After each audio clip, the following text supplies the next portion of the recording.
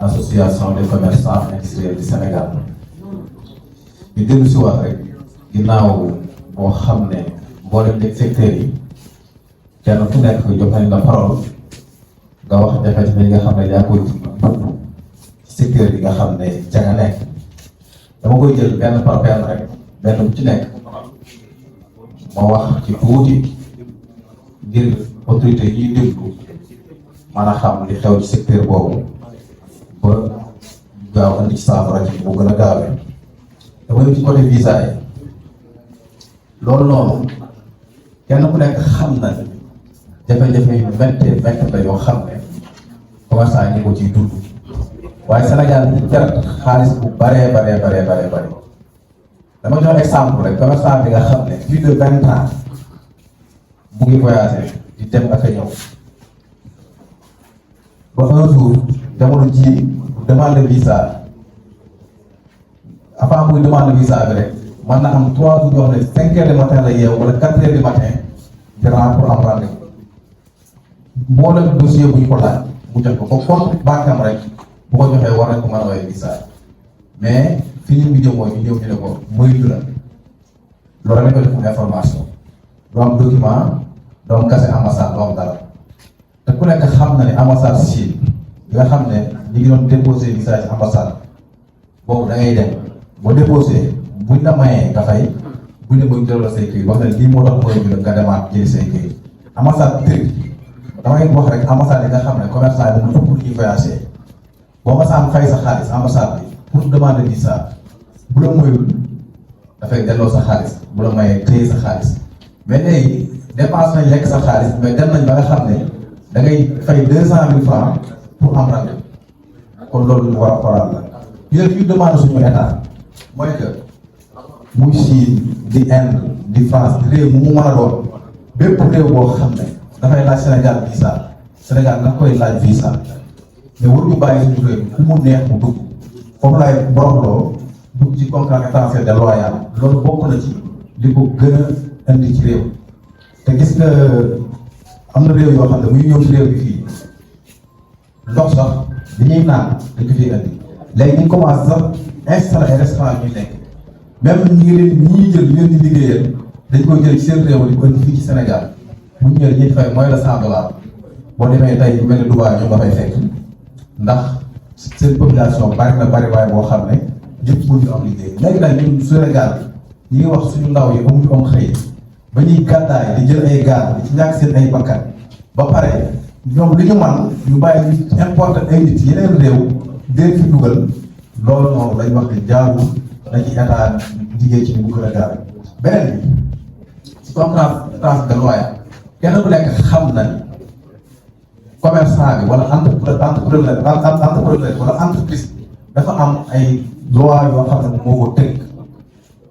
képp koo xam ne yaa ngi dugg Sénégal boo ñëwee sa capital chiffre d'affaires bu xasee romb 50 millions kooku dafa war a nekk régime réel di fay ay impôt di déclarer impôt xam fan la nekk mais fii li ñu fa gis mooy tey suñu jigéen yi daan liggéey ci kaw dana am seen benn conteneur ñu ngi ci daax seen 200 seen 300 am seen dépense kenn dematul damay wax mën nañ ko vérifier xam nga ko waral tey ñoom dañu am ay seen usine nekk seen biir réew yabal seen ay ndaw yu ñëw fii ci réew bi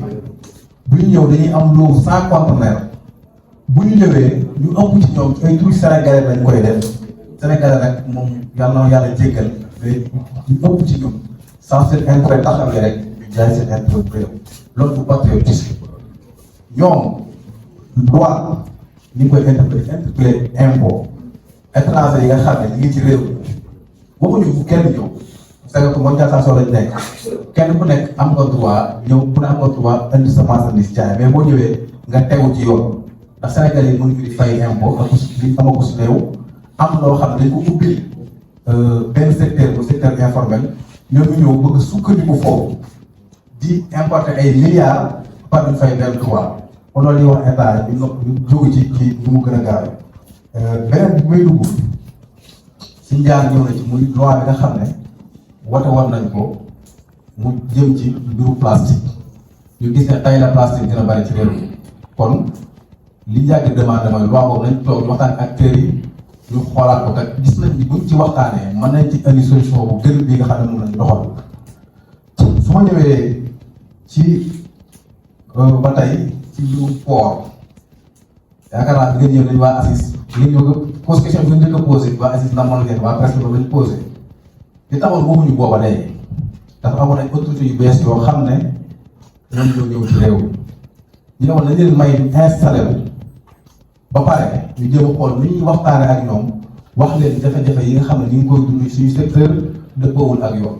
fan yii yëpp ñu ngi diggu ñu ngi dégg coowul Cour des comptes ñaar li nekk ci rapport yi waaye yaakaar naa li nekk ci facture yi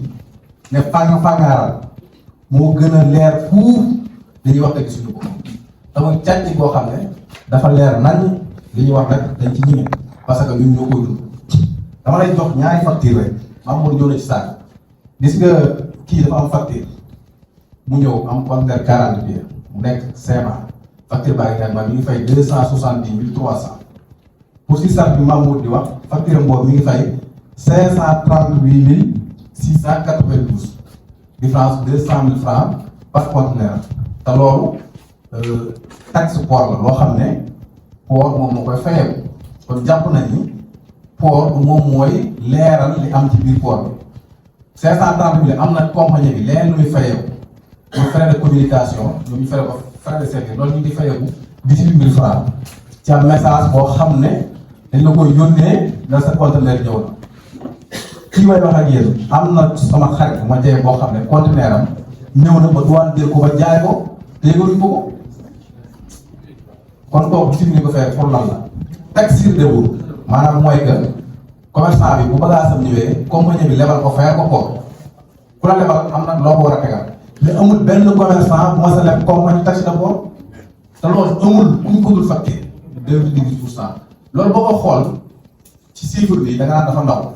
mais 800 000 conteneurs moo jaar port Dakar par année milliards la yoo xam ne consommateur bi moom moo koy fay pour assister saa suy wax rek dañu bëgg ñu xam ne li ñuy wax li tax ñu di ko dénoncer mooy xaalisu Sénégal bu ñu sàcc kenn mosul dégg ñu naan douane bi bu ñu ko fayee fan la xaalis di dugg parce que xam nañ xaalis boobu trésor la dugg imaam wax na ko sànq mooy fay xaalis boo xam ne du jaar sax trésor waaye day dem directement bitim réew te boobul ak yoon ñu liggéeyoon ci nag ak gouvernement bi fi nekkoon ñu jëkk ci liggéey li ñuy wax pacte de Saly ak acteurs yëpp waaye dossier bi may wax ak yow yi amul lenn luñ ci defaat loolu waraloon bi nga xamee ne am na directeur bu ñooñu ko wax mun tagaas yi yàlla dogal ñu am grève boo xam ne defoon nañ ko matoon na 10 jours parce que dañu waxoon ne ñu lii moom il faut que ñu régler ko ñu am ci ndaje boo xam ne bi nga xam ne moom moo yore woon mbiru transport maritime ministre de l'économie ak directeur du port ñun acteurs yëpp ñu daje ñu wax mboolem li nga xam ne ñu koy dund ci secteur bi te jëruñoon lépp luy facturation mais leen rek moo gisoon dem gis kilifa ñu dem gis premier ministre bi fi newoon toog wax ak moom mu jox ñu délai nañ fii ak une semaine dañuy suñu arrêté yooyu ba joxoon sax instruction wax secrétaire général du gouvernement mu defar numéro arrêté yi waaye ba fi ñuy wax ak yow nii fi ñu mujj daal xëy nañu rek fekk Dubaï port bi ñu fay 270 000 ñu yóbbu ko 310 000 loolu lañ jël rek omale ko directement yóbbu ko 410 000 ku ci teewaay bi bokk yàlla ba 410 000 loolu nekk loo xam ne ñun mënuñu sax imaginer te li tax Dubaï port kenn du ko tudd bu nekk xam na ni état bu Sénégal dafa am ay action ci Dubaï moo tax Dubaï li mu wax mooy bu wàññee port Ndayane day am retard ci délai bi nga xam ne ci la waroon pare kon daal ça veut dire que ñun ñooy financé port bi ba pare duñ ko moom ñu wax état Sénégal nag commerçant yi sonn nañ am na tamit pacte de stabilité boo xam ne signé woon nañ suñu diggante ak port pacte boobu mën nañu ni bis léegi tey jeex na parce que pacte boo ko signé ak nit jigéen signéente kenn ku nekk da ngay respecté sa moroom li nga xam ne engagement yi si jël nga ko waaye tamit ñu interpellé directeur port bu bees bi fi nekk bi mu ñëwee léegi sàkk woon nañ sant ak moom waaye ba léegi gisaguñ ko bi di ko wax ne ko lépp loo xam ne lu ñuy fayal ci port bi muy arrêté wala lu ñu war a homologué te commerçant yi ko fay bis boo xam ne yóbbuñu ko bis bu ko indee du ñu ci d'accord waaye ñu interpréter directement le ministre du commerce ndax ministre du commerce lay wax mais commerçant ñun lan lañu suñu ministre du commerce defal ñun port daal li fa nekk mën naa ni ay nit ñooy daje rek defar seen benn rubrique yóbbu ministère du commerce mu homologué leen ñu commencé appliquer kon ñu ngi demandé état bu bees bi ci li mu gën a gaawee ni ñu gëstoo ci finance ni ñu gëstoo ci audité ay secteurs yu bëree bëri dañ ko def ci port bi waaye surtout loo xam ne dafa soxal facturation mën naa ne dund bi seer na marchandise bi seer na te li ko seeral lu lenn lu dul ay faux factures yu ñuy def ak facturation yoo xam ne amul base légale beneen bi ci topp su may daanee ne am na compagnie moom naa ko joxoon directement dafa yàqal alalu commerçant yu bare muy Masline muy événement tabaski événement màggal mbooleem commerçant yi ci tegoon seen ay conteneurs ba plus de 3 mois ba du 4e mois mënuñu jot seen marchandise mënuñu am information te ba pare bagage événement lañ yoroon ñooñu finalement dañuy mujjee bàyyi bagage yooyu noonu ba année prochaine kon loolu noonu jàpp nañ ni war naa am ay daan yoo xam ne état war na leen koo daan wala ñi nga xam ne ñoom ñu teewal commerçant yi mu ngi ci mel ni COSEC nga xam ne moom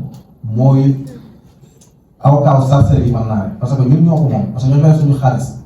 kon kooku war na mën a dox suñu diggante ak compagnie maritime bi ba jafe-jafe bu ñu am ñu saafara ko am na compagnie maritime boo xam ne jël na conteneur benn commerçant boo xam ne fay assurance fay lépp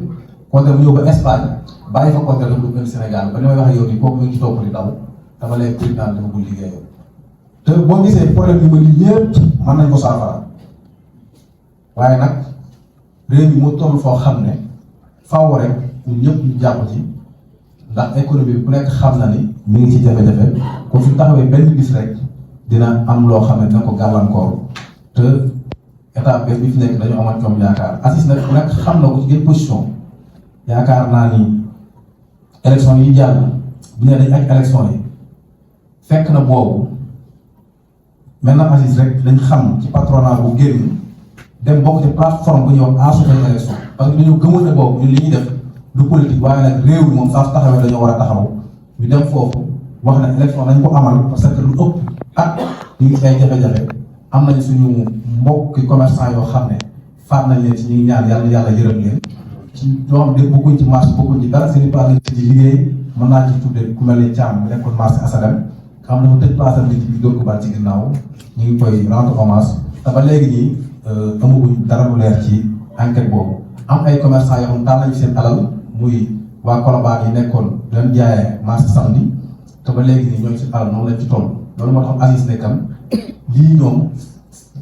dañu war a taxaw pour amoon ay élection ku gañe ñu xam ne loolu la waaye yàlla dogal régime bii ñëw woo ñu ci biir jubbanti waaye yokk dañ ci yokk doxal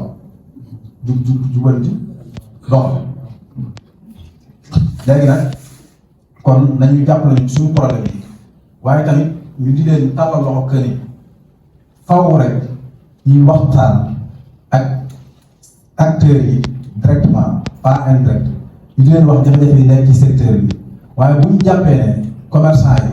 dañuy nëbbutu wala dañuy am xaalis ba tax ñu teg leen loo xam ne mënuñu ko économie bi dafay gën a nërmeelu kon nañu jàppale suñu commerçant yi jàppale secteur privé bu Sénégal kon la ko